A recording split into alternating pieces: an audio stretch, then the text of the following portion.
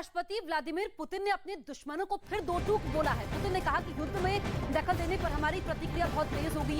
अगर कोई हमारे रास्ते में खतरा बनेगा तो रूस के पास जवाब देने के लिए हर तरह के हथियार हैं। हमारे पास ऐसे घातक हथियार हैं जिनके बारे में बताया नहीं जा सकता है। पुतिन ने दुश्मनों को आगाह करते हुए कहा कि रूस हर चुनौती से निपटने के लिए तैयार है।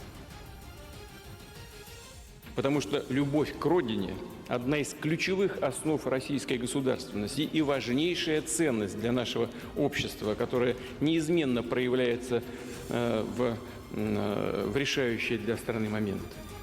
Такая сплоченность людей дорогого стоит.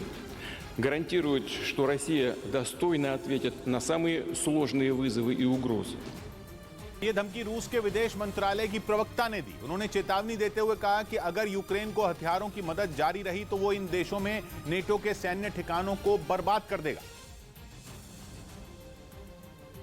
यानी यूक्रेन से जारी जंग के बीच रूस ने एक नया मोर्चा खोलने का ऐलान कर दिया। उसने सीधे सीधे दुनिया के दो बड़े देशों को चुनौती दे दी कि यूक्रेन की मदद की तो अंजाम भुगतना होगा। इसके साथ ही रूस ने दूसरे नेटो देशों को भी चेतावनी दी कि अगर उन्होंने जंग में यूक्रेन को हथियारों की मदद नहीं रोकी तो उनके सैन्य ठिकाने भी सलामत नहीं रहेंगे। और रूस ने इसके पीछे जो दलील दी वो हैरान कर देने वाली थी। रूस के मुताबिक नेटो की मदद से यूक्रेन में मौतें और खून खराबा बढ़ रहा है। यानी रूस की माने तो यूक्रेन हथियार मिलने के बाद जिस तरह से उसका मुकाबला कर रहा है वो वहां लोगों की मौत की वजह बन रही है।